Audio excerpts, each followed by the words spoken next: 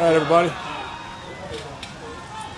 Hey Dave, Tyquan Thornton, how can he help you if he's on special teams? Right now, we're looking at him at gunner.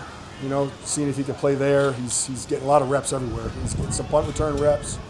I think kick return will be his first spot that'll be able to help us. Also working at end on punt return. You saw him doing that today. And then he'll be a cover guy on kickoff somewhere along the front.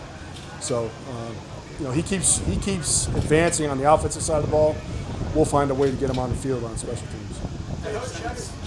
Same question for Jalen. Oh, pretty much the same answer. He's worked everywhere. It's a bigger type body. I'm not sure he'll be a gunner. He might end up being a slot on punt. Also, since he's such a bigger body in the lower body, he'll help us in blocking a little bit more. Maybe at a different position on kickoff return and punt return. So. Hey Dave, sort of the flip side of that is with Nico. You mentioned the other day that he was far and away the best. How does that play out in terms of how you have to use your resources with Andy as you go forward? I know you don't have to make a decision now. No, we don't. We talk every week. I give him a list of who I think is going to make the team, like the whole team, and then he looks at it, and then we talk. It's every day we grade these guys, and we know exactly where everybody stands every day. The coaches go over it. We could keep 6, we could keep 7, wide receivers. So. Nico's in the mix. He's our best returner right now, whether it be punt or kick return. He just keeps getting better, just like I said last week. And that's just one of those things that plays out over the next couple of weeks. Sure. We got the games coming up, and somebody else might jump out. Brashard, we're going to give him a lot of reps. We're going to see what he could do.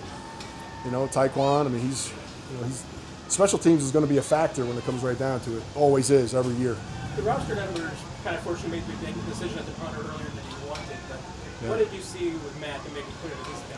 Well, like I said, he was ahead at the point when I talked about it last week, and then he had even a better day or 2 days after that, and then we had some injuries where we had to make a decision. Just like I said, that might happen, but it forced a decision. Matt, he's like the champion. You got to knock the champion out, and Eddie wasn't able to do that in the period of time that he was here. But I still think he's an NFL punter. I think he's going to get another chance somewhere else, and. I wish I could have got him in some games just to, see how he did there. But somebody else would give him a shot, and I'm sure he's going to make it somewhere. What ways did the competition push Matt to improve? Oh, it helped Matt a lot. The competition always helps everybody. Somebody that with that high of caliber of talent helped him in the pooch area. I think it helped develop him there. Also helped Matt develop a left punt, which he needed to do. And Matt he's in a good place right now. As long as he keeps the foot on the gas pedal right now, which he will. Coach, you had a chance to watch that Hall of Fame game and see the new kicking rules.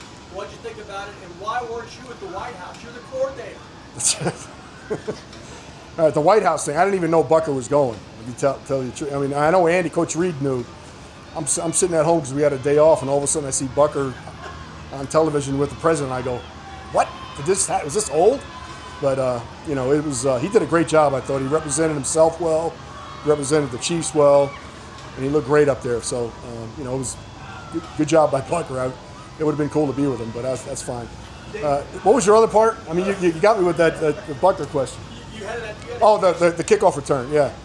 I don't think you've seen everything that everybody's going to do, in that game, but you saw more returns, that's for sure. That's always in the preseason, but like I said it before, it's going to be 85 to 90% returns every time on the kickoff, and it's going to be exciting for everybody. Dave, going back to the conversation related to punters, with the influx of Australian punters, rugby-style punters, is that something that you have to teach more in terms of punt coverage and fielding punts at training? The rugby punters, they're really good in the pooch area. They're really good. They can dial that thing up because that's the kick that they do, the end-over-end kick. The American punters, they have to learn that skill. The rugby punters, they've done that the whole life playing rugby. So there is a learning curve for that. But there is an influx of Australian punters right now. If you look across the league, I think there's might be 5 to 7 guys if you look at it across the league. And every year it seems to be more and more. Dave, you got a week away from the first preseason game.